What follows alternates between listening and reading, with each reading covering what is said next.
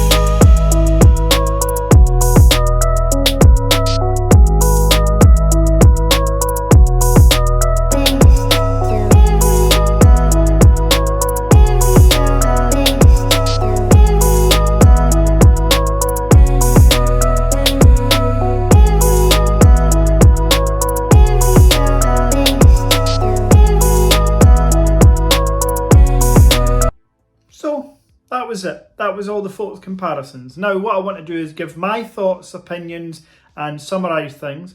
What I'll do is I'll do half of the summary using the cinematic mode on the iPhone 14 Pro Max and the second half using the Google Pixel 7 Pro. So, initial thoughts aren't any different from previous years. The iPhone is absolutely the video king. I don't think there can be any debate, especially when it comes to cinematic mode.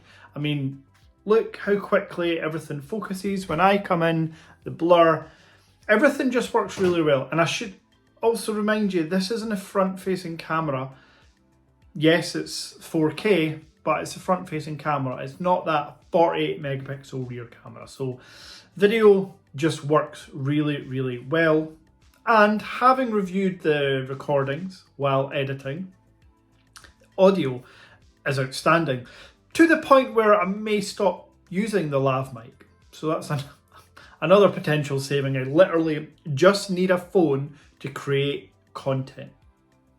Not many phones can do that.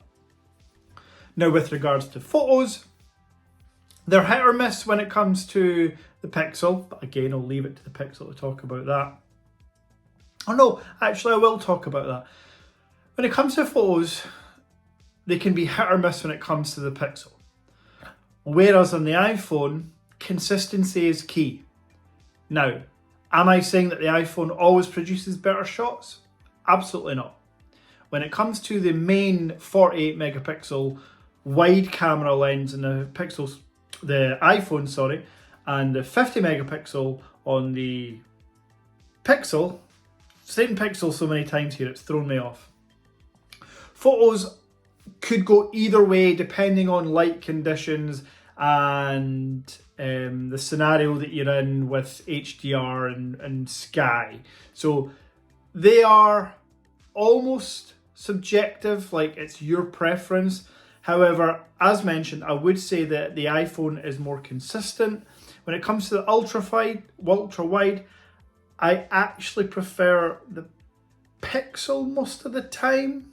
So with the main camera being, in my opinion, more weighted towards the iPhone than the Pixel for consistency, the ultra wide I'd have to give to the Pixel overall. However, the iPhone is certainly not bad or even mediocre. It is a brilliant ultra wide lens. We have to talk about zoom, and this is where things get slightly tricky. The iPhone comes with a 3x optical zoom and a 2x, but that's a 12 megapixel binned crop of the 48 megapixel lens. The Pixel 7 Pro comes with a 2x, again, 12.5 megapixel binned crop of the 50 megapixel lens, but also with a 5x optical zoom. Now obviously at 5x, the iPhone is using digital, the Google is using optical, so the Google wins. At 3x, the iPhone wins, because it's using optical, not digital. So obviously the Google gets closer. But when you go digital past 5x, at 10x, and believe it or not, even 15x, that's where things get a bit weird. The iPhone is definitely the sharper, clearer image, which really confused me. I thought this would be a kind of slam dunk for the Pixel 7 with zoom round, but I have to give it a tie. I would find in rare circumstances where I really want to zoom in far away or read a sign, I would actually rather have the iPhone over the Pixel, I think. And because I only think, I'm split. So I'm going to give it a tie. And the final round here, if you want to do it in rounds, is the selfie camera. There's no real debate for me. The iPhone wins the selfie almost 9 times out of 10. And again, it's probably me doing something wrong, but the selfie video capture, the fact you can use cinematic mode in the iPhone and even non-cinematic mode, colours and everything just sounds great. Now, as far as the audio on both phones, I will leave that up to you. You can tell me in the comments which phone has better microphones. Is it the iPhone 14 Pro Max? Just put iPhone 14 Pro Max. And if it's a Google Pixel 7 Pro, put the Google Pixel 7 Pro. This has been a real world comparison in numerous different conditions on different days.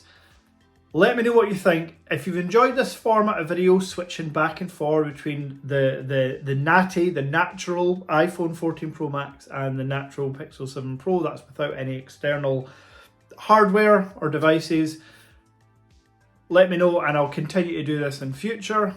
I will be making more content on both phones because ultimately, to wrap this all up in a nice little bow, we are absolutely blessed to have the best smartphones ever made. There can be no debate. The 14 Pro Max and the Google Pixel 7 Pro cover the iOS and Android world, and they are the best smartphones out there.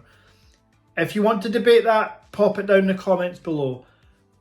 But again, I'm never backing down from that argument at the moment. Thank you very much for watching, and I'll see you again soon. Peace.